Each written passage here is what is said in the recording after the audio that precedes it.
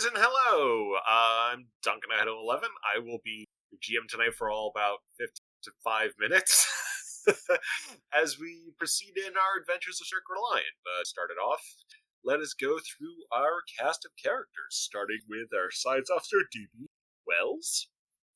I'm sure nothing out of the ordinary will happen today. Just a normal day on the job. Don't actually have that many when we just do like shop. But anyway, our other science officer, Grawl. Yeah, perfectly normal, just perfectly normal. Nothing about golden men running around or anything like that. Nope. You got our security officer, Chorog. Never trust anyone from the mirror universe. Never turn your back on them. Got our con officer, Karchin Running. Rodents are pretty neat. We've got our EXO and CME Eli O'Connor. Sorry, I'm dying. You're dying. I call You'll dibs on his die stuff. someday. And there we have Rectia. I am also here. Imagine, if you will, a planet in space. Much like any planet. One that has life and death. Can I shoot the And all this- narrator? And on this planet, there is a name. It's called Iffarian. And we have had many adventures here, finishing those up. So we're in the Portana, the town that's finishing up. We've spent a pleasant night at the new villa that Eli has received as political machinations along the Ivy, which may involve death someday, as we all remember. And people are just waking up in the villa, and they take it away with dawn breaking on a seaside town and getting up in relatively, normal confines, just fancy. Kara rolls over slightly, looks at Jibby. Should I just carry you burrito-like to the kitchen? Yes, that would be Righto. wish to get up. Kara steps out of bed, reaches over, rolls up, sets it tighter in the burrito, and kind of puts her over her shoulder. She then looks down, or looks around. I think I should go find Marcus. I got another shoulder. Oh, sure, that'd be fun. Maybe he wants waffles too. Right on. Let's go kick down some doors. Kara walks down the door and doesn't kick down the door, but she does open it rather roughly and just kind of steps in going, Marcus, time for breakfast. You're coming with. Marcus just, he's startled. He goes, and falls off the bed. Kara, without any further explanation, just goes over, picks him up, throws him over her other shoulder, and just starts walking down to the dining room and kitchen. Hey, Setsa. Marcus. The caretaker of the fine village. Mixture of, breakfast pastries, a good variety, along with fish-based breakfast items. Kind of more along the lines of, kind of like fishy sausage and fishy hash browns. Kara sets Marcus down in a chair, sets the burrito down in the next chair, and then sits down in the third chair herself. Food is beginning to be served, and the caretaker, without batting an eye at the unusual configuration of guests, says, yes, we have a good mix of traditional Portana breakfast items, yes, although some of these are, hangover cures. I took made some assumptions about how folks were spent last evening. Anything high carbon will work for me. I believe some found the wine cellar last night. I was unaware it was hidden. Well, it's just downstairs. Marcus says, I don't think we technically broke in. It is Eli's place, but there's a lot of booze down there. Well, I'm not organic, so I don't suffer from the same problems that you do. And Kara sets about kind of looking over the table, and then eventually she just settles on something and starts munching. Richter comes and... Setsa looks plaintively over. I don't have arms. Kara sighs and just looks over. You want me to feed you too? Yes. I am Burrito. Fine. And she holds out a pastry for Setsa. Setsa just nibbles. She's got Richter comes and joins you at the table. He's holding a pad, and gets some fish, like fishy hash brown. I think that's what he's going to get, and sort of sit down. I'm going to say next to Kara. You can sort of see that he's looking at different local woods, like Ibi wood, wood that is grown on Ifa, and also some metal. Kara looks over and just says, well, for metal that comes from Iffar, you can't go wrong with Karite. As for the woods, they're all pretty good, but I have a tendency to vote for Darkwood myself. Yeah, the woods are all within probably about, 10 minutes, you'd say? In terms of strength and durability? Well, nothing unusual, no. If you want some sort of superwood, I'm afraid you're looking at the wrong planet.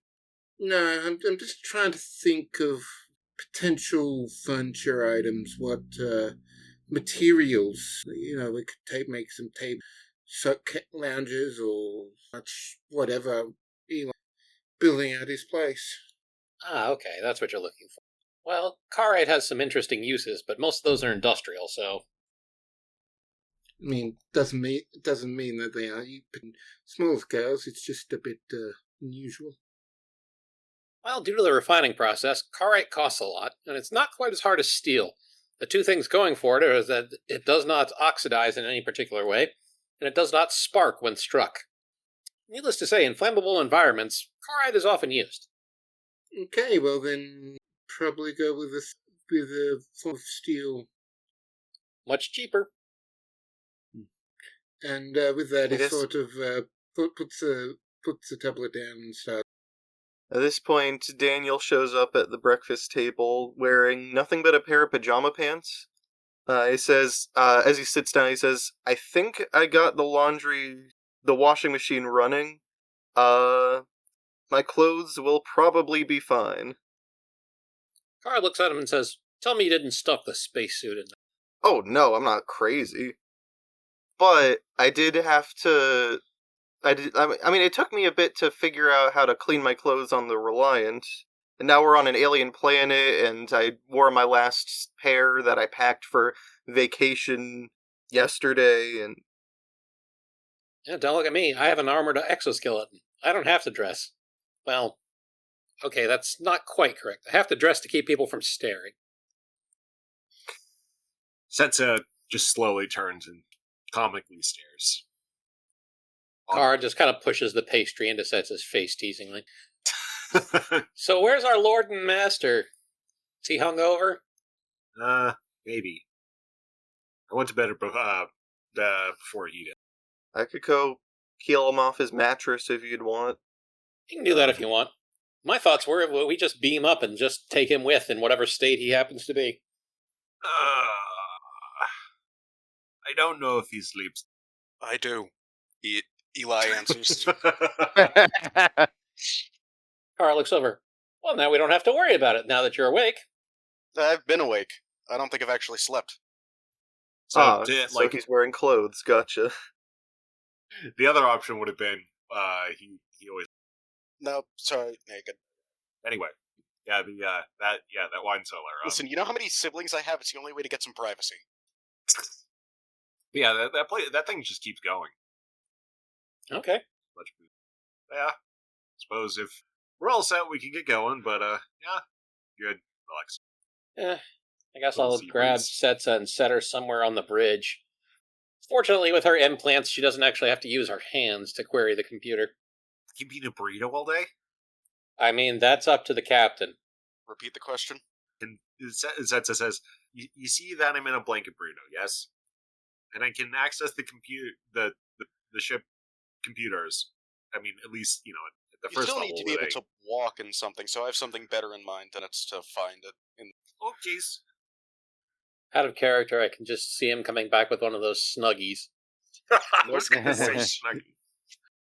Shark costume. Oh no. I found it. It was surprisingly easy to find. I found the picture. Game time chat. Eli takes a pad and 30 seconds of silence just shows you the sleeping bag with legs. Setsa's like, I don't know how I feel about this. It's perfect. Come on. Well, is there anything else we're gonna need to take care of on planet? We took care of everything. Like, we got the data. Like, probably isn't anything to do with the noble stuff. Probably eager to have us just not rock the boat. Oh, it's fine. Alcohol. It's fine. When Eli gets assassinated, we'll just wait for him to wake up and tell us who killed him.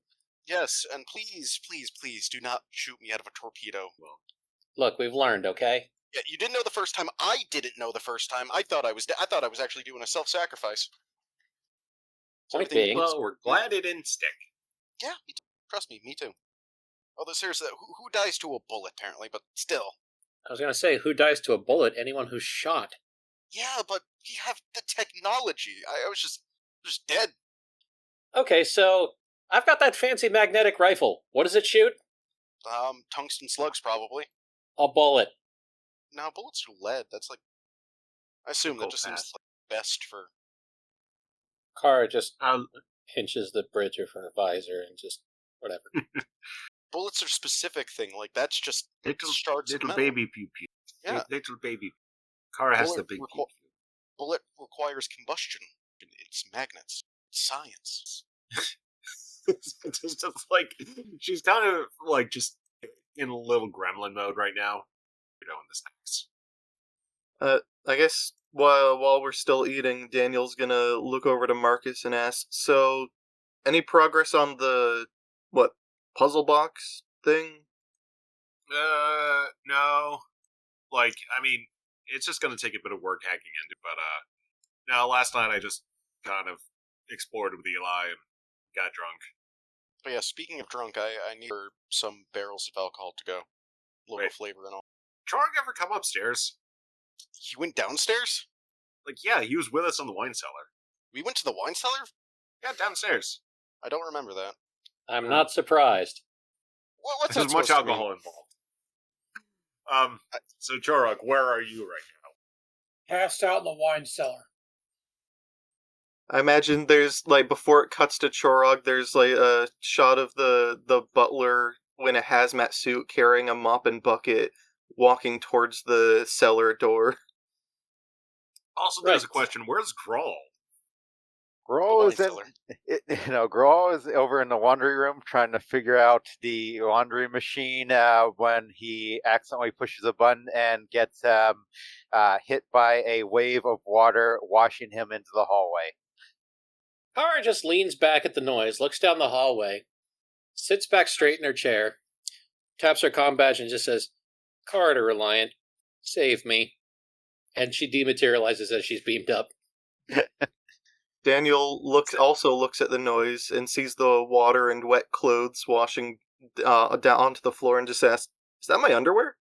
Why are you doing laundry at my home? It was You have somebody else dirty. do it for you. You have someone else do it for you. I have people for that apparently. I guess I don't know. The rich person attendant does their own laundry? waves. Well, now I gotta wash it again anyway, so. Okay, Daniel. Okay, first off, I'm going to question why does this place have a water wash? We could use sonic wash. We have the technology. Setsa pipes in and says, "We generally don't like the Sonic tech because it does use." Okay, relatable. Also, I just I thought don't- that was like a cost of doing business. That was Also, I a don't really trust those anyway. Something about not using soap just gives me the You know, that's fair. I still like shower myself, but like all my clothes are sonic. Grawl gets up. I thought that was a shower, not the clothes thing. What Okay, do you usually do when you shower? Well, normally not the water thing.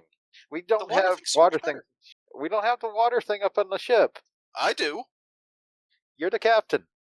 I've had one since I was just a CMO. Not even I mean, there have been a get number put in of a special request. Did you not know this? No, I sure. I- Hey, room. my team have installed a number of water based showers. I can make that arrangement once we get back up. Some people Setsa like the sonic says- showers. Don't get rid of them. Yeah, Setsa says, I have water shower, but yeah. Daniel's bet- just kind of twiddling his thumbs, having routed water pipes and modified his shower long ago. I bet. Girl, do you know about the swimming pool? There was a swimming pool. He doesn't know about the swimming pool. No, there is no swimming pool. This is just a joke joke to get the lower deckers. I don't say that's out of character, not in character. I was about to say, there is a swimming pool. It's called Cetacean there- Ops. Well, that doesn't count. See, people will assume that it's cetacean ops. But actually, Nick, you do have Eli does have a swimming. I meant on the ship, on the Reliant. I know I have a swimming pool. Yeah. Anyway, the crew has the lunch and takes care of various things, and return back to the ship and get back to business and head back to Magellan. I'm gonna need like just 2 minutes. I need to. But yes, I'm going to order barrels of alcohol before we leave. You're able to easily do that. There are places in town that will provide that. What kind of alcohol do you want? Wine? Do you want more for brandy? Whiskey? I definitely want something distilled. Just give me something distilled and local. Fish booze. You get distilled. Yeah, very very punchy spring. Okay. At least it's not fermented milk. I've done that before. Oof. Anyway, actually AFK to get a drink. People are being back onto the Reliant. Wait, Reliant just gonna leave Chorog passed out in the wine cellar? Oh, everyone! Well, we'll beam him back up. Yeah, we beam Chorog back up too. The group just dissembles him. He's on a little cot in the hall, still passed out. No, screw that. We're doing this weekend at Bernie's style. A couple people just have him and they're kind of walking him down the hall. Snoring loudly. Anyway, by the time anybody, makes their way back to the bridge, Kara has already punched in the course for Magellan and gotten the necessary permissions to leave, and she's just waiting for somebody to tell her to go. Daniel has taken the liberty to replicate a pair of sunglasses that fit over Chorog's mask so no one sees that he's sleeping while he snores. Rick has gone into engineering and organised and ready for warp and transwarp gates and need to get back to Magellan. Yeah, it's all straightforward. It's just normal transit, so ship is able to easily. When I arrive, Kara just hails the station and just says, "Mercer, we're home." Okay, I've gotten my beer. I'm good to go. Yeah, and this is where I'm going to take over as GM, because hello. And Mercer replies, yes, welcome back, Reliant. Once you're all settled in, docked and secured, Captain O'Connor, I will actually need to see you. We'll need to discuss. Okay, I'll try to be there shortly-ish. Just when you can, securing the ship does obviously take precedence. Of course. Right, well, I was busy holding back slightly a laugh at this exchange. Setsa's just sitting at her console in the sleeping bag with legs. yeah, what you notice, Mercer's probably, clocked Setsa there. He's purposely ignoring her, not her existence, but the situation she's in right now. This is probably counted as... It's just, they're being jovial. Good team building. And with that, Kara gets the, Mercer closes the connection, and Kara gets all the details she'll need to lock in and dock the Reliant. She's just going to go ahead and do that. And as she's doing that, she just kind of looks over her shoulder and says, "Have fun with the boss, man." You heard him, though. I gotta secure the ship. Securing Okay. the ship takes precedence. He taps his comm badge. Hey, Marcus. Yep. Didn't you say there was some kind of critter running around down there? Down where? Down there, where you are, right? Wink. I say wink out Like- loud. Like, I'm just in my quarters. What's up? Yes, yes. Of course, there's a critter out there that needs to be secure quarters. Wink. Yes?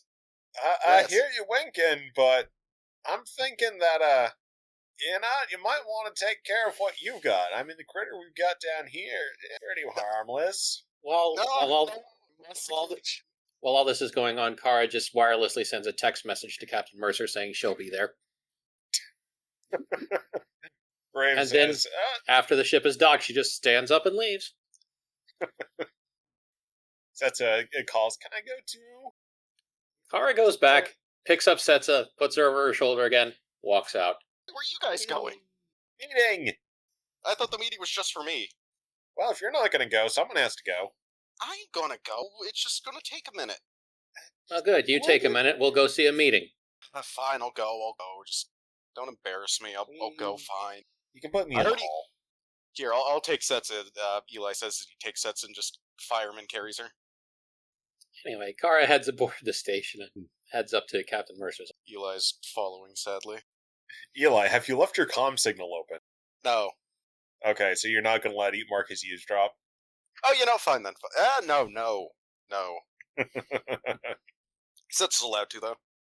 And Kara, when she knocks on the door and it opens, salutes and says, "Captain, I also brought Captain O'Connor," reluctantly. Yeah, as you open the door, you realize that you're not the first people to be there. The Riothaean trio are also there, and they're in the middle of giving the captain a rundown of the station, so more at the end of it, just sort of finishing up the status report. Okay, so it's probably not the trio, it's probably Engineer Gas, the security leader, and Leader Fane. But yes, they finish giving, various reports on the state of Magellan and the lower levels, which more or less are just the entire Riothaean habitat now. Well, I didn't expect a good chunk of the senior crew, but welcome. Oh, they insisted. They didn't want to leave their beloved captain. He's going to do a insight check on you. I don't think we've got stats for Captain Mercer. He's being sarcastic. Eli is being sarcastic, so none needed. Okay, great. So what? He's just going to go right. Anyway, the reason why I asked the captain here, and why you're listening, is that in about 2 hours or so, Mira Rick Tier, who's currently going by as Tier, will be arriving to take a role on the station. I see. I'm just sort of wondering, that is, well, based on your previous discussions with that, I'm just wanting to just check the temperature of everything. I mean, it's fine. You need to tell me. We avoided the weird saw torture stuff, so yeah, it's fine. He pulled a great trick on the Romulans, sir. He's earned my trust. Yeah. All right. Well, you'll probably, at least some of you might want to meet him. I'm not sure how Rick will want to do anything, but that is not my business. He will be joining the engineering team, as that he will speciality in the meantime. Very well. And is there anything else, sir? Yes, there actually is. In a day, so probably about lunchtime tomorrow, we are having our first non-Federation contribution to the Alliance Exploration Initiative arrive. We'll be receiving a Romulan and a Klingon ship to the station to join the initiative. Actually, one quick correction. The Ibby have already sent a ship. Okay. Yes, so of the main Alliance powers, which including right now, but the Klingon and apparently they are a Federation-aligned Romulan crew. From the Republic. From the Republic, yes. Very good, sir. I'll make sure that the senior staff is ready for the event. Yes, please do that. I'm delegating this to you. Sir, I'm the chief of operations. It would probably be delegated to me anyway, unless for some reason you wanted to do it personally. No, I know. I'm just making sure you know that I'm delegating it to you. All right, if that is all from me. Is that all from you? Anything else you want to tell me before we go about our jobs? No, not that I can think of. I'm a noble now. A variety of things happened on Iffar, sir, including contact with the... And she kind of sighs for a moment and just says, Undine. In addition, there are various issues that may persist according to various Iffar traditions and the possibility of remaining extant members of the Pantheon. You can read the details in my report and in the rest of the reports coming from the Reliant. I've already received somewhat of a report from Iffar, but going over yours as well, Reese. Hey, hold on a second. You know what? I gotta talk to you a second. Like in private, after this. And Kara nods, but she's still standing there because she hasn't heard the magic word from Mercer, which is dismissed. Well, if that is all, you are all dismissed. Thank you. Nodding, Kara turns and walks out, and then after the door shuts, she just turns and looks at Rick. Rick? Or not Rick, turns and looks at Eli, sorry. For hey. a minute there, you were large and green and scaly. Oh, Okay. Setsa's still on my shoulders, by the way. I'm still fireman carrying her. Hey, I just realized something. We only beamed up the people that were at my estate. No, sir. I made sure that the staff got all Reliant personnel back onto the ship before we left. Yeah, but I have anything for checkers. That is between you and him, sir. Are you sure you got him? As sure as anyone can be regarding that man. Are you sure we don't have like a third checkers now? Void, I hope not. Checkers is... I realized I didn't get to have checkers do a dramatic Casablanca goodbye as he was leaving, so Yeah, It's fun to Home Alone he'll him. have done that. he's I mean, Home we Alone. could like smash cut to Checkers like doing this whole dramatic thing and then being beamed up mid speech. Actually, I like to think that he got left behind, and now he's doing it with his own shuttle there as he's leaving. So it's very much like Casablanca. That's better. Yeah. Yes, I like this. we Home Alone checker, so he's making his own way. Is it a Home Aloneing if it's your home that moves, or is this just Home Alone Lost in New York? Lost in New York. Okay. Oh no. Will there be anything else, sir? No. Not with you. Hey, Sets. Yeah? You want to get lunch? Yay. Okay, let's go to Civ's. Yay. Seafood twice in one day. Kara nods and heads back to the Reliant. And once she arrives back on the ship, she just kind of goes over to the captain's, chair, taps a button, and just says, "Attention all crew, this is a general announcement. For those who are interested, one of our comrades from the Mirror Universe, known as Rick, will be taking up station at Magellan tomorrow as part of the new engineering crew. Please be advised that you should not scream and run when you meet him. There are no hostilities. He is to be trusted. Thank you." And she presses the button Graves again. at this smash cut to Graves, like standing on top of his bed and removing one of the ceiling tiles. Once she's done that, she sits down and composes more or less a form letter that informs everyone of the senior staff that they will be required tomorrow at a luncheon to welcome the new KDF and Romulan Republic crews. After that, Graves goes to the floor compartments in his quarters that he's assembled. Eli has brought Setsa to Civ's on the promenade of Magellan for lunch. He doesn't take her out of the sleeping bag, just sits her on one of the stools. Yay! Setsa, because Setsa has the back feet, she just kicks in the chair. What's she feeling like, Setsa? Feeling like... It's like salmon sushi. Alright, I was thinking like a pound of gyoza, some tonkatsu ramen.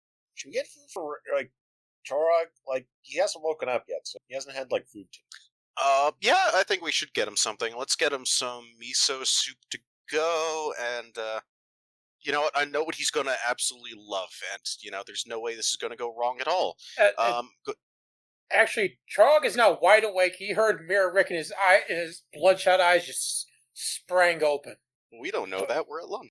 Sleeping agent activated. The code phrase was mentioned. Who's coming where? Do you do this in your communicator to Kara, or? Yeah. Kara taps her communicator and says, yes, Mayor Rick, Rick, ours is known as Rick Tier, he shall just be known as Rick, is joining the crew of Magellan tomorrow as one of the engineer specialists. I wanted everyone to be aware of this so that they would not scream in panic if they saw him in the hall. He is going to be guarded, right? I don't believe so, but I believe after what he pulled on the Romulans, I think we can trust him. Never trust anyone in the Mirror Universe. They're always looking to put a blade in your back.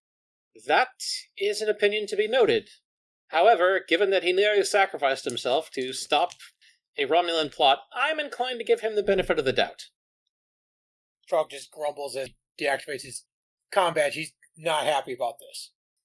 Turok gets another call coming in. And Kara just gets back to work on the bridge. Trog's just annoyed and hits it. What? Oi, get on to Magellan. We got lunch for you. Yeah, Mirror Rick guy's not there yet, is he? No, not for a couple more hours. I'll join you. We're at Sid's. He's the Andorian that runs the sushi place. And All right, I'll be there. Sweet. I got you something special. Really special. He's scaring us. No, don't worry. You're I hope. Trog taps his comp badge again and heads for Magellan. Eli drinks his breakfast beer while waiting. Setsa knows what Eli ordered for Chorog, but since I was interrupted, it's now going to be a surprise. Setsa has zipped up the face of the sleeping bag. She is now entirely encased. He's enjoying her sushi within the bag. During all this, while Kara is thinking about various different things, she makes a note to invite Zacius and Apathy to the luncheon tomorrow, even though they're not command crew. They can help represent the Conclave. Yeah, they agree. Without fuss. Like, hey, we got official duties. So what's... Eli, while waiting... So finish off... I was just going to say, Eli, while waiting for Chorog to arrive, is trying to convince Civ to cater some of the food tomorrow. He's an addict for civs. It's good stuff. Alright, before Chorog does arrive, what are DB and Goral doing now? Daniel he's not really in charge of anything, and he doesn't really have anything to do right now, so he's back to stargazing on the outside hull of Magellan. John is with him. It is nice. Gro is also joining the stargazing party. Is Goral wearing some kind of spacesuit? They Yes. would have to be. I imagine Goral saw Daniel climbing into an airlock or something and asked what he was doing. He's just like, "Hey, want to join me?" Got nothing else to do. Well, Rick here is just sort of is just sort of like staying on the ship and making himself busy. If anyone else wants to do anything, we can jump to if anyone wants to meet Mira Rick or jump to the meeting. Sushi. Yeah, just finishing with the Chorog thing. Yep. So that's the end there. So Chorog, you arrive at Sibs. Trog walks in like just a walking storm. Chorog, here, I got you this. He slides a bowl over. What is it? It's ramen. Special ramen. Special ramen, was it? Trog just kind of pokes at it. Well, give it a sip. Trog just shrugs and takes a big sip out of it. I've mixed half a pound of wasabi into it. Pretty good. See, I told you he'd like it. Trog just pretty much slams the whole bowl. Yeah, it's one of Civ's few fusion things. That's Andorian red bat. That stuff's not bad. Yeah? You want a beer? Or, we gotta do this? I could use something stronger than beer, considering who's going to be here. I mean, what's wrong? It's only breakfast. It's only beer. I'm talking about Mir Rick. I know, what's so bad? I don't trust him. Why? Never trust someone from the Mirror Universe. They're always looking to put a blade in your back. Seems... I don't want to say racist, but... It does seem kind of fucked up. The last time I tangled with that guy, he tried to kill me. No, the last time we tangled with him, he tricked Romulans. The time before that, we talked things out. It was like the last 3 times ago. 3 times ago we tried to kill you, and then the last 2, not so much. Out of character. Where the hell was I for the Romulan thing? Pretty sure you were there. If you weren't, basically, there was a Romulan, attempt to infiltrate and turn against the planet of New Sor against the Federation. They were attempting to use Mir Rick as their figure person to deliver these messages, but Mir Rick actually gave a long, rambling speech while he was busy setting the Romulan warbird to self-destruct. It's not been there for that. I don't remember that. Thought you were. It's been a while, though. That's true. I don't remember what I had for breakfast last week. Yeah, you don't gotta worry. You don't gotta worry, Chorog. Everything's fine. Yeah, we'll see. So yeah, come on, have a beer, enjoy your ramen. I also got like half a pound or a pound of gyoza. Well, half a pound now. I've been eating. Ah, hell, load me up. All right, he says, putting some gyoza on your plate. Trog chows down on more of the spicy ramen. Yeah, I just put a bunch of the paste in there, and I just mixed it around with the chopsticks, like Really blended it in there. I took out your hard-boiled egg, though. I love those eggs. That sounds good to me. Cool. We're in agreement then.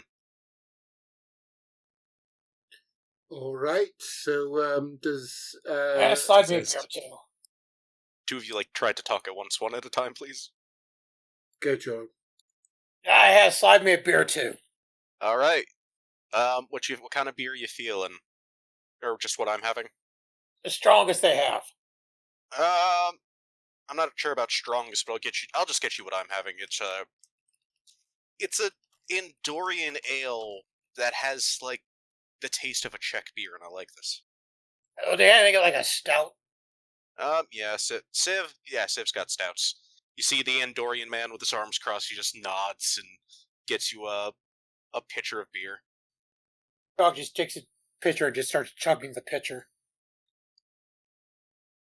Anyway, when breakfast is done, our delicious breakfast, we're gonna head on down. All right. Does anyone want to do anything else before the people who are going to meet Mirarick are going to meet Mirarick? Think I'm all set. All right. So the shuttle is set to arrive. Who's going to meet it? Eli, of course. I was going to say, Kara's going, since I already mentioned that. She'll be wearing her kind of tunic-y uniform. Eli shall be going. He's going to use a lint roller on himself just to make sure, it's extra spiffy. Frog wouldn't miss it. Sats is going. Although, how much time has passed exactly? Probably a couple hours since, I'm going to say 3.5 hours since Reliant has docked. Alright, so she'll still be in the sleeping bag, but she'll have, added some sort of, just, little bits of ribbon and, her Starfleet comm badge on the outside. Graves will be there as well. As they walk towards where they're going to meet Mirarick, Kara just looks at Setsa and says, "You look like a cryptid." Yeah, that's probably appropriate right now. I may disappear into the vents. Daniel can be only there. once in a few days. Go, DB. Daniel can be there as the plucked from your reality representative. There are probably also some people from the station who would be in charge of engineering. I can't quite recall. I know that somebody replaced Engineer Gas when the Federation team came in. Duncan, who did you have in charge of engineering? So, I had someone in charge of ops, and that's going to be Dagan. We don't actually have a chief engineer. In that case, it's probably still Gas. So the Riothan will show up. He's the O'Brien of this place. Without him, it'll fall apart. All right, so Gas and probably a couple more Riothans underneath him. I think that would be... Well, they'll have to be if he wants to be tall enough to meet Mirarick. Yeah. Now Just a I'm little in that... pyramid. Yeah, 3 kobolds in trench coat vibes, except without the trench coat. So with that, you're waiting out the front in the hangar as the shuttle comes in, lands, and the gate behind it lowers. Mirarick Tier comes slowly pondering out a bag, one of the a small bag, one of the kinds that prisoners or people have with a few belongings that they have in them carry with them. Comes out, steps, and starts to approach. Kara gives a, crisp salute. Simply says, "Welcome to Starbase Magellan, Rick." Actually, if he has any pips on his uniform anywhere, she will address him by rank. He is currently, it doesn't have a rank as such. Probably if he was to be put into the organizational flowchart, it would be closest to a crewman, but more in a civilian rather than a full-on official capacity. He's more like doing this as sort of more like a public service kind of, community service kind of thing.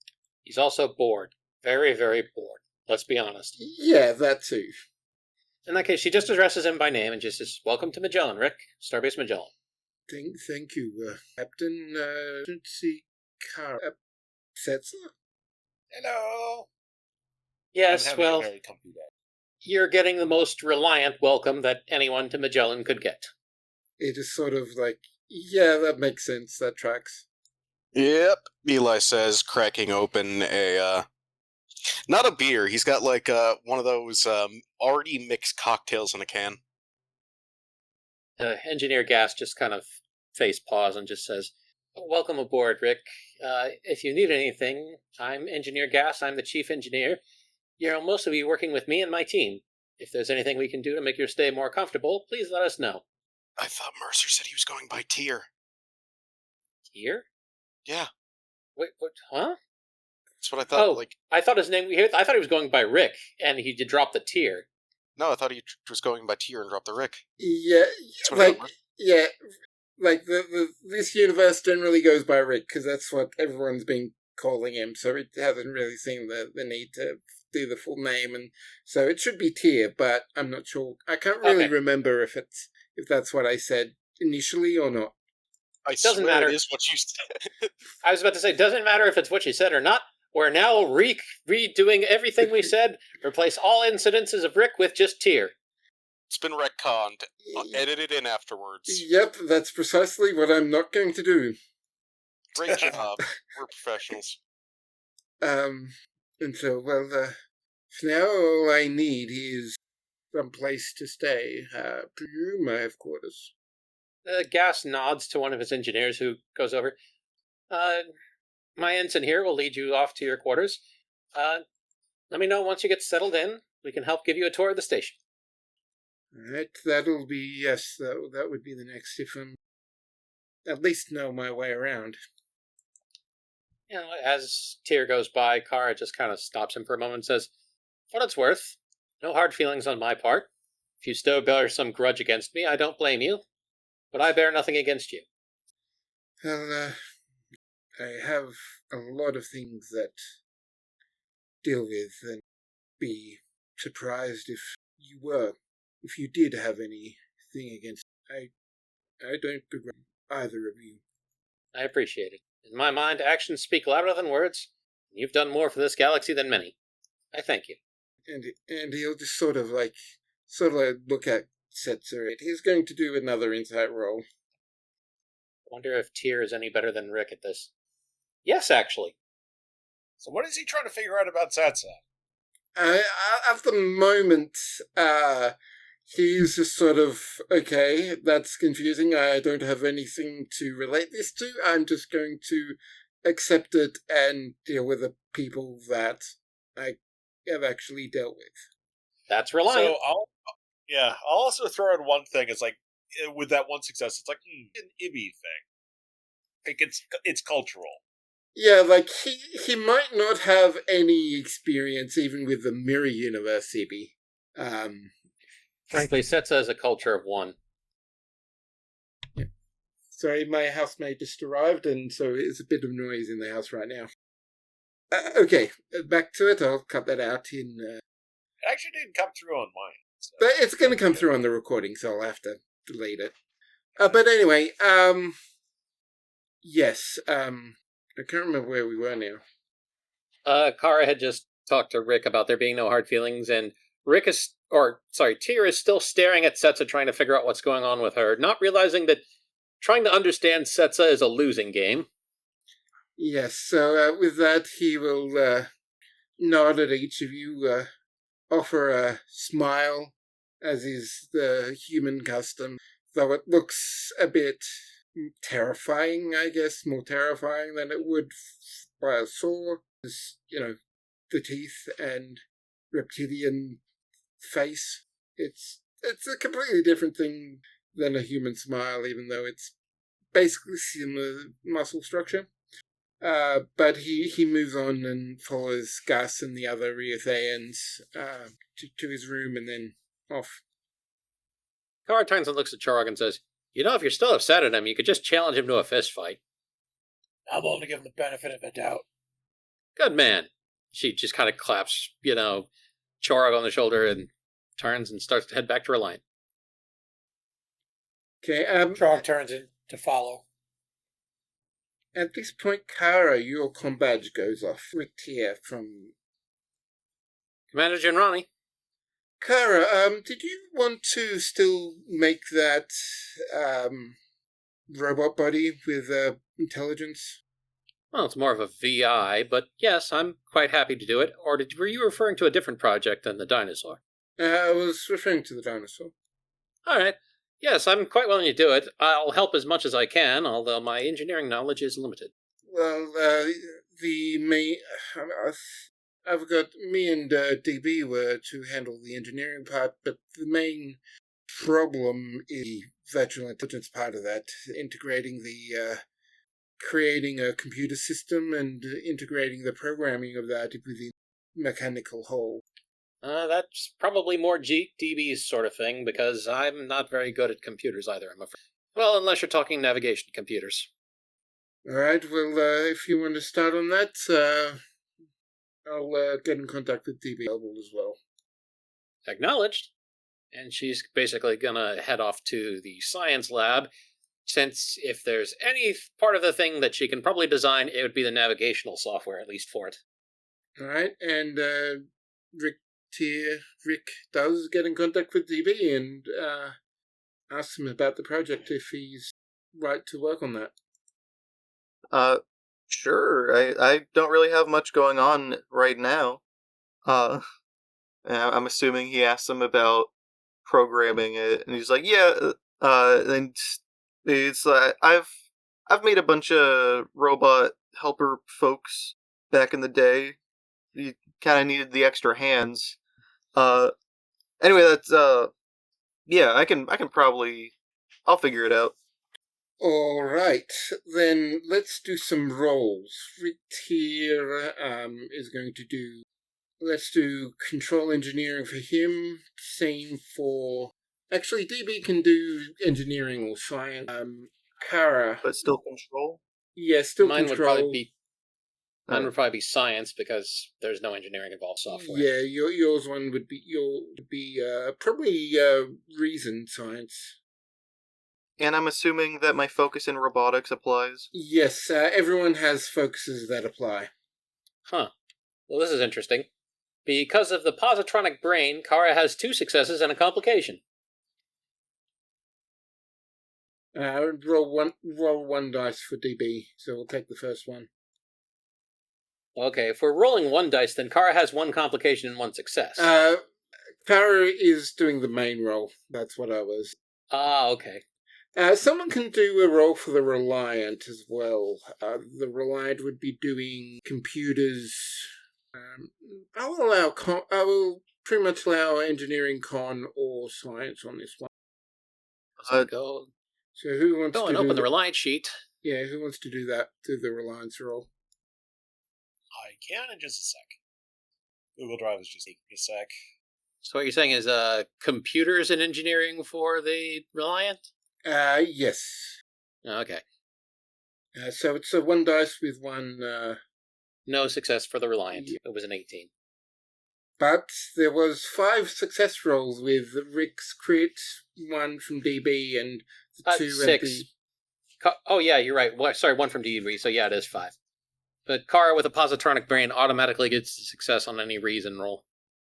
Okay, so we are not going to... I'm not going to say what happens with the complication, but the robot is designed, built, and finally put together successfully. Kara uploads the programming that she... So, what does it actually look like? All I've really heard so far is that we're making a dinosaur. I'll have to go back and find the picture for you. Give me a bit. In the meantime, we'll keep playing. It's a yellow-white robot dinosaur. Setsa will be like walking into the cargo bay at this point, just to sort of supervise and watch. He's just curious. Yeah, so this does take a while. It's the rest of the day and perhaps a little bit into New Day. A couple hours, probably about 10 o'clock is when it's finished. So that's when Setsa... I don't think so. Stompers. Jerry. Yes? Oh. Just coming up with names. Sorry, now I get it. You see, if I had said something like Duncan, you'd have responded too. Perhaps. I'll tell you what, I cannot find the picture right now, so I'm afraid you'll just have to theater of the mind it. But it's basically kind of like a cross between a tyrannosaur and a, raptor in vaguely bipedal, rideable fashion. And it's kind of angular, and, it's not all that complicated as far as things go. Okay, so vaguely bipedal carnivore. Gotcha. Basically, yes. But I guess while the programming stuff is, like, downloading and initializing and whatever, Daniel's just kind of going about polishing, cleaning bits, making sure everything's, like, screwed in properly. Just general maintenance checking as it's booting up. is there a screen? How does the booting up process work for this? How would you say that the feedback? It's probably a pad or a computer of some sort with a cable plugged into a port on the side of the dinosaur that would, normally be hidden under, say, a panel. You kind of get at this thing like data of, it doesn't look like there's anything on the outside, and then you just kind of open up a panel, and then, there's all the I.O. ports. Yep. I will also add that as part one of Daniel's contributions, he would have built in some kind of screen that is hidden under a plate somewhere, just in case someone needed to check something and didn't have an external screen to plug in. Now and I found a picture of the robot and put it in game time chat there for you, DB. All right. Okay. Now I'm thinking. It's a Megazord. Yeah. Whereabouts do you reckon, DB, that screen would be? Like a leg, or on the chest, or on the back, on the head? For ease of access, I'm thinking probably, like, thigh range. Yeah, that's probably the panel that's open with the port that Kara is plugged into as well. Yeah, so there's two screens open, one on the actual robot and one on the pad. They're currently just rotating through all these different logging and status updates that both of you receive. In a few seconds it starts, okay, the upload is done. Now this is initializing system, various components, the sensors, equivalent of the eyes, the hydraulics, the musculature, all the different elements are coming through as each of it comes to life, and as it does, finally it stops, and it actually comes to life as it starts lightly bouncing on its legs in an eager fashion. Interesting. Kara removes the, port from the computer, and she leaves the panel open for now in case anyone else had anything to do, but she establishes a connection with it wirelessly and remotely. In case anything has gone wrong, she wants to be there to shut it off if it starts to look like it's going to walk through a wall that it doesn't think is there. As you start to get close, you sense it gets a bit too close and starts to basically nuzzle you. As you're connecting, it gets a sense of, am I a good boy? I'm a good boy. I'm a good boy. Yes, hello. Kara just stops for a moment and just kind of looks back over her shoulder at Rick and just says, "Oh God, I've created a robotic John." Sends a squeeze. Oh, he's cute. She hops over. Daniel just kind of backs away a little and says, I don't know, something with the energy and coordination of a puppy that weighs that many tons is probably not the best thing to be next to. Well, I'm resistant to damage. You aren't. And she'll give the dino a pat. It leans in and starts, nuzzles into you, and with its other leg starts scratching at itself. Even though it doesn't really need to, it still follows that sort of animal-like behavior. I don't get it. I just put normal, I didn't program a personality or anything. Something may have gotten crossed somewhere. Maybe it's using a bit of a code or a library we weren't paying attention to. Either way, the Sets of personality. beams. Go ahead. Setsuo beams. He's like a big Nala. I was going to say the personality is quite acceptable, all things considered. I mean, I guess it could have been worse. Look at it this way: at least it thinks it has an itchy skin, and it doesn't think you're prey. I'm going to make it do a Right. test. For no Acknowledged. reason. I mean, there is a reason. Oh yeah, definitely. Can I get everyone in there to do a control or daring? I'll accept daring for this security check. All right. Eh, just a check. I don't think martial arts would come into this. I will accept martial arts for reasons, which I'll let you know later. Any threat? No threat. Any at all. Sorry. That's good for sense. Sorry, I think I talked over. No, I There's mean, no threat. you both said Okay. the same thing, so it doesn't really matter. But Setzer, you see in the pad some sort of detection. Its sensors had a minor glitch, and it got interested in something. And as you look up, it starts running basically through you. And basically runs head first into the wall. Kara's going to immediately send the shutdown command.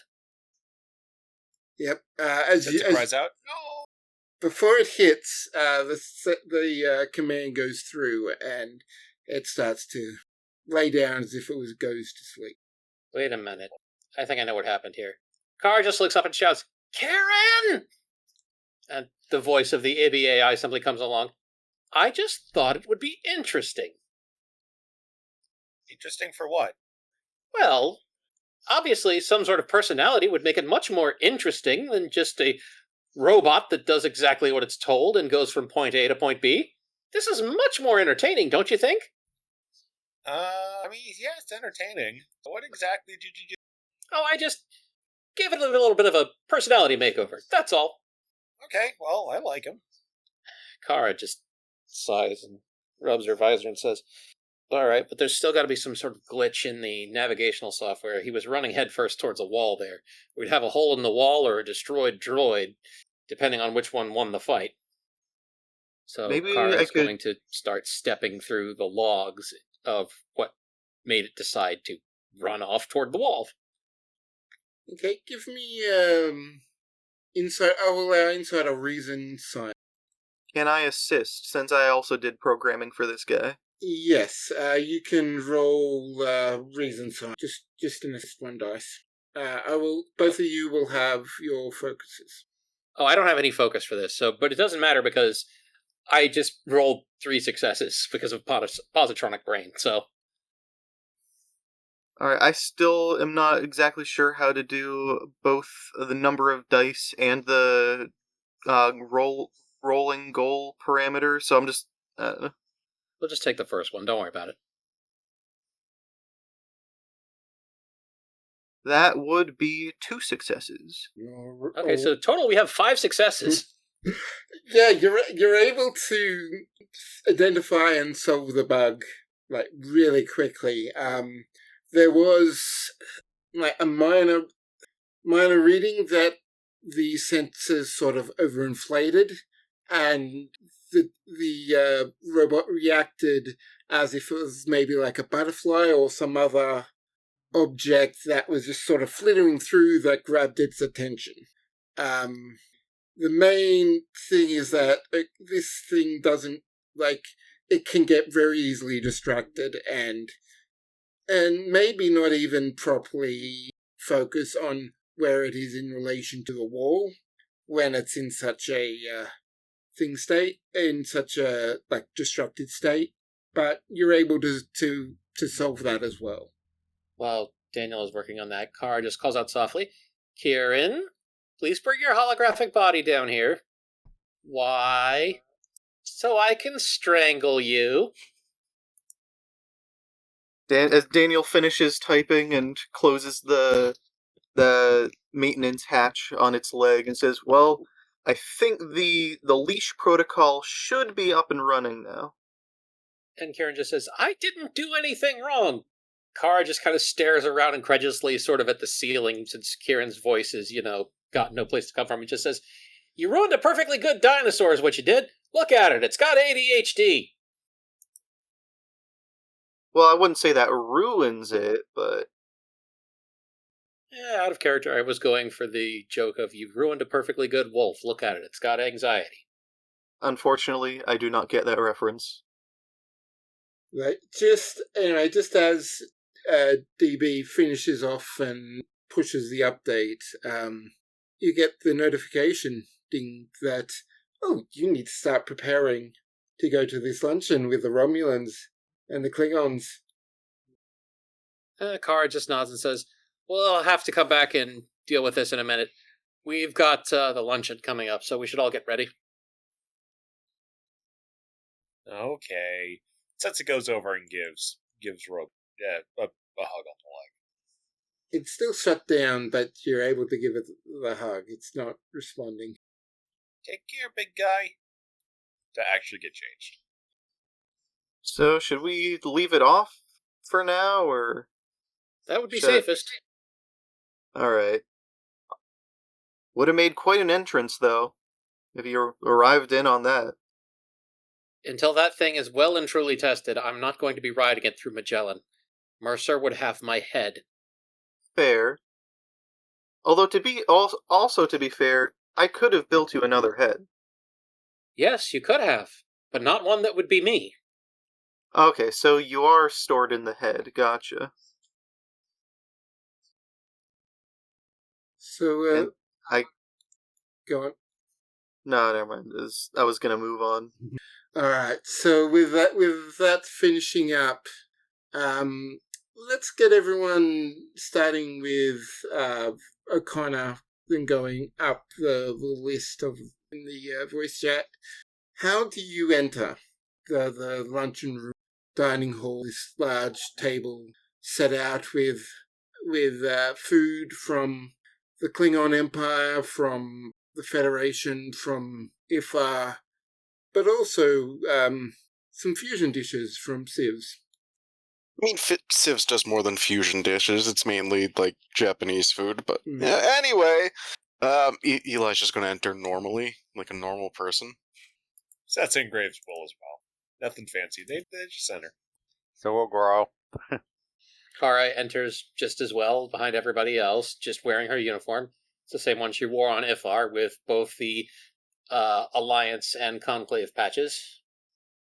Trog just wanders in. Representatives from the Romulan Republic, their command staff, as well as the Klingons, sort of like interspersed between you and the other Federation representatives here at the table. Conclave, Zasius, and the Apathy here as well.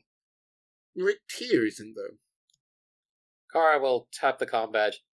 Kara to Rick Tier. Yes, Kara? Are you coming to the luncheon? You did get my invite yesterday, yes? I did. Is he there? By he, I take it you mean Tier. Yes. Kara will scan the crowd. There are a lot of people here, so she does have to take a minute. But it doesn't look like he's there, as you scan. No, it doesn't seem like he's here. I believe he's currently a civilian contractor, so I'm not certain he would have been invited. That sounds rude now that I say it out loud, but I suppose we can't fit the entire station in here. Alright, I'll be there soon. Another 5-10 minutes later. While still in that early period that things haven't properly started yet, but they're getting close to, Rick Tier turns up. Hey. Kara gives him a wave and then goes back to chatting with a couple of crewmen who are curious about the conclave. It's another 5 or so minutes until Mercer arrives. The captains of the other Romulan and the Klingon already sat down. And you did have a little bit of time to freshen up and change if you needed to do that on the way.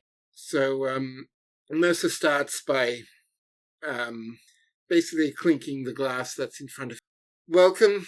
Thank you all for coming. The Alliance Exploration Initiative is something we've been working on for some time, and it is good to finally see all of you here joining in and working alongside each other to make this alliance of ours stronger together.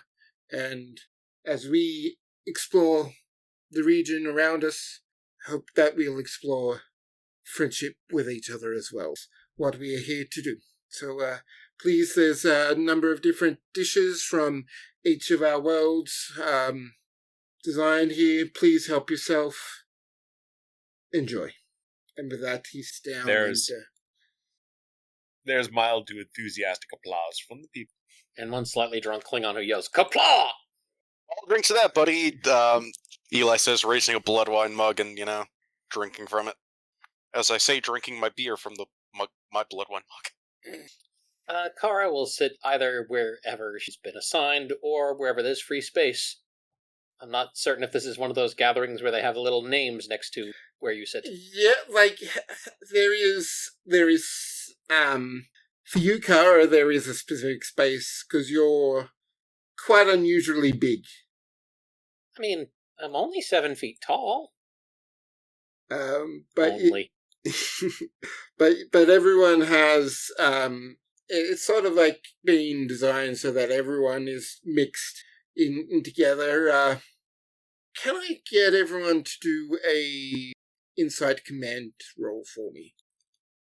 I'm going to go ahead and say that one of my worst possible rolls.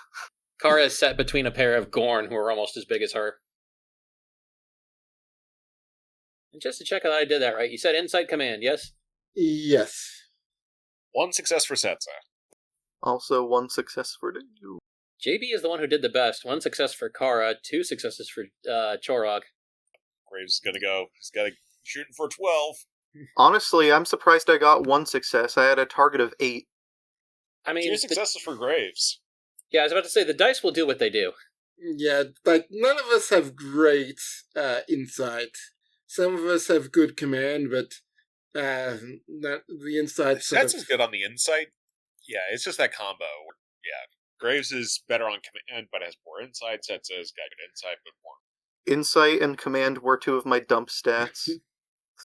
Alright, so for Churug and for Marcus, things on the surface appear pretty good.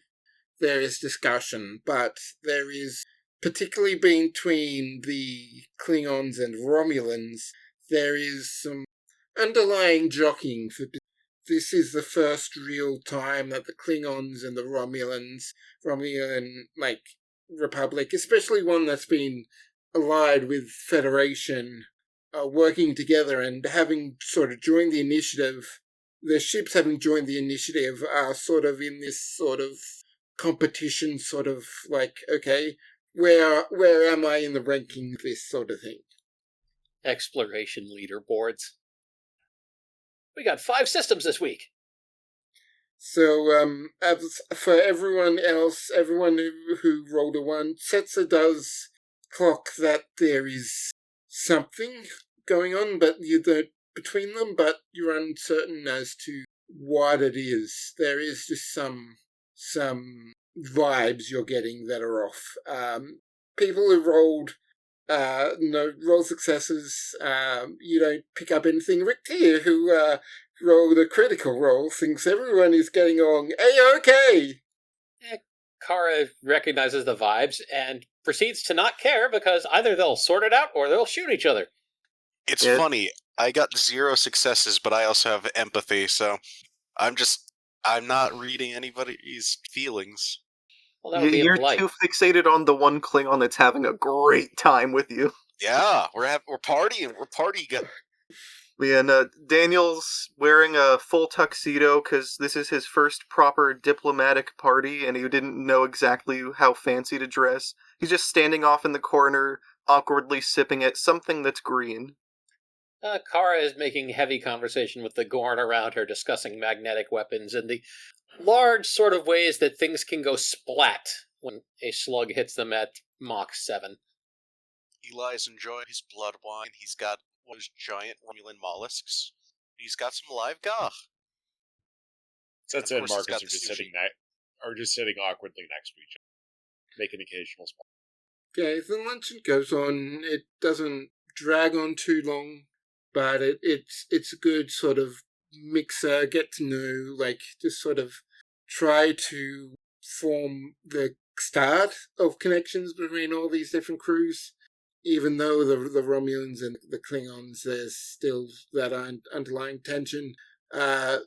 Things wind down, food gets eaten, wine gets drunk, everyone starts to wander off, leave bit by bit to their own ships, their own quarters, their own lives.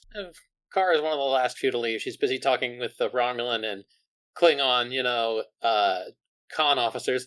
They're busy all trying to one-ape each other by the craziest things they've done in a starship.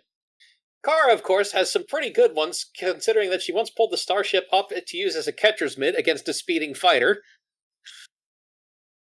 But eventually, all things end. Well, things start to get back to find a normal. The afternoon, you see Romulan and Klingon. There's a mix of Orion, of Gorn, of Nausicaa, and there's even a Lethian on all the Klingon Defense Force that sort of start to meld and wander around the station and just live their lives. Around 5 o'clock that evening, however, there's a problem. Power goes out. Wait, so the luncheon is over by now, right? Yes, so it would be probably the luncheon probably lasted 2 hours, and there's probably another 3 hours of people just sort of milling around or visiting shops, of just sort of a life where the first free time where the Klingons and villains are fully sharing the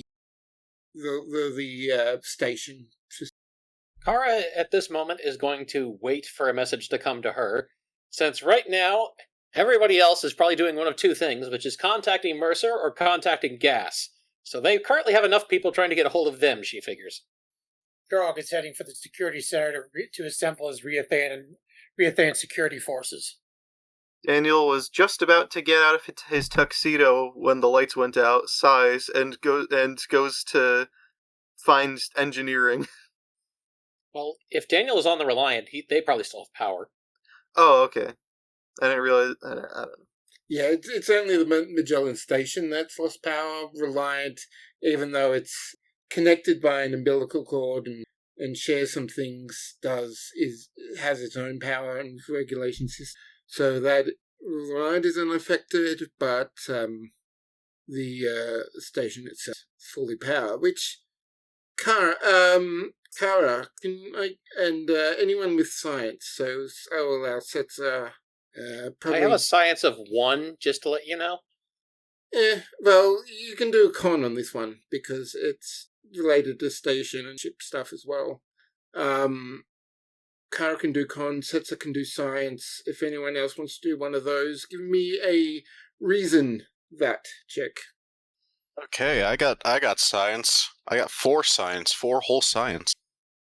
Well, once Two again, successes for Setzer. thanks to Positronic Brain, 2 successes, so equal with Setza. Question. Would any of my focuses apply? I have antimatter, robotics, metalworking, sleight of hand, integrating technology, temporal mechanics. None of those currently apply.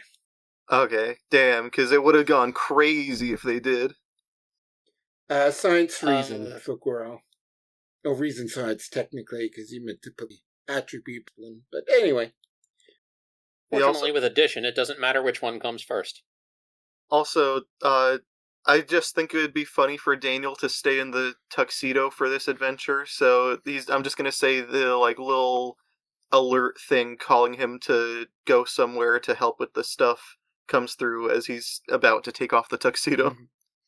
Alright, so, for everyone but Gural, realize, okay, this is perhaps more than just more than the lights. You realize that life support is down as well. That's going to be bad. Daniel also puts on his spacesuit. Kara's probably on the bridge. So at this moment, she's probably going ahead and coordinating with the other ships to make sure that oxygen supply, continues to the station. She can't do anything about heating, but if things start to get bad there, they can just teleport everyone, or not, transport everyone off. Goral speaks up on the bridge. Do you think it's the Jem'Hadar again? Kara just slowly closes her eyes and says, "It better not be." All right. And then she just kind of looks around and says, "Other than that, until we're contacted, I don't know what we can do. I'm not exactly an engineer. For now, we can help support station life support, but we can't warm the entire station, even with all these ships." Has transportation from between Reliant and Magellan been cut off? As you look into that, the transporter room pad on Magellan is still functional. Interesting. So at this point, now we know that the transporter system of Magellan has power, but almost nothing else does. Well, I guess more importantly, I was wondering, are we able to get, onto Magellan through our normal means? Yeah, so there is a physical direct connection. You can literally walk from the Reliant to Magellan. You can use the Reliant's transporters.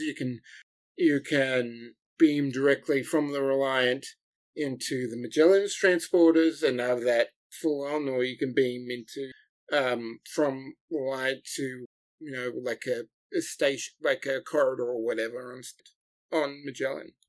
Okay. Cool. I was really just asking to know if we if the doors were locked or if we couldn't transport or something. Okay. Because I would have had a plan to get to Magellan, if so, and it would involve jumping. Anyway. Kara spends a moment chewing on a synthetic claw and then walks over to the con officer station and hits the communication button. It just says, "Rick Tier to the bridge, please." Yes, this is Rick Tier. No, it was a summons. "Rick Tier to the bridge, please." Oh, sorry. Yes, on my way. And at that point, he walks in on his own badge and says, I've got my suit on. Should I walk over there, or...?" I mean, I guess you could. Do you know what you would do when you got there? No, but we should probably get people over there, right? They're probably already working on it. I don't know anything about engineering. I've called Rick Tier up to ask for his opinion. He'll have an idea of what to do. Okay, let's jump to Goral, Chorog, Marcus, Setzer, Eli. Who wants to go next? What are you doing in this? Goral was on the bridge. Yeah, Setzer is... She's just trying to, stay out of the way, not get... Marcus, meanwhile, has disappeared into these tubes. Alright, what is O'Connor doing? He's finishing his drink, and he's keeping his senses open, so just in case something tries to sneak up on him. Well, fortunately, it's just like a few seconds later as Gus and the engineering team get lights and everything back working again. The hum of air starts to flow. The slight chill and from being out in space and not having heat being pumped in has started to come is things are starting to return to normal pretty much within the atmosphere. Temperature, heat, atmospheric conditions, lights. Nothing to panic about. Kara just kind of watches as the station's lights come back on and now feels a little bad for having called Rick Tier up to the bridge. Literally, as you see that he exits the turbo lift. Kara looks over apologetically and says, "I was going to ask you if you had any advice about what we should do about the power outage on Magellan, but they appear to have already fixed it. I guess this didn't turn out to be that major of a deal." Well, I mean, it is major if something has corrupted the systems to the degree that it can not only disable the lights, but life support. If I'm reading everything correctly, then that is... Given the age of Magellan, I'd be surprised at what couldn't do that. Well, let's see what we hear back from Magellan's engineering. Acknowledged. I'll keep the Reliant on standby if we need to feed oxygen back into the station again. Does anyone have any other scenes they want to do before we probably should finish up for today? Not tonight. Marcus will just slink out of the Jeffrey Stoops at a certain point, meet up with folks, and yeah, they just continue on, just have a nice, relaxing. Well, as people start to relax again, we zoom through the lit corridors once again of Magellan and Mercer meeting with Gas around a power relay. There is the cascade failure was caused by a overflow within it. We have replaced it and made sure initialized the relay, but I don't think this was wear and tear. Look at that marker. I think we've been sabotaged. And dun dun dun, and that's where we're going to end it for today. Dun dun dun dun dun. Just getting flashbacks to Hunt for Red October.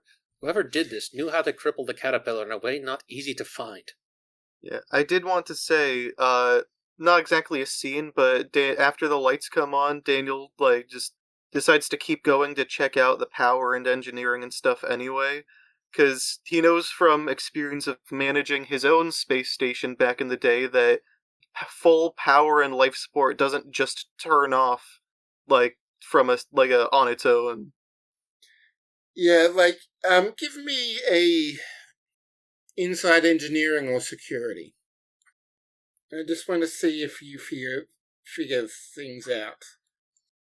Yeah, so no one is really talking to you about it. We've got it under control. It is something that, don't worry about it kind of thing. But as you look through the readings that you're able to see that people are looking at, it does seem that this was more serious than that. There was something did go on. Something did happen, more than just a minor catastrophe, that it was perhaps sabotage. But before we do anything more, that is it. Thank you for joining us. Don't forget to email us at reliant@starbaseudc.com, and we'll see you next time. Have a good one. Either. Yay. Toodles. Imagine, if you will, a website where you could send mail to people. I shoot the narrator.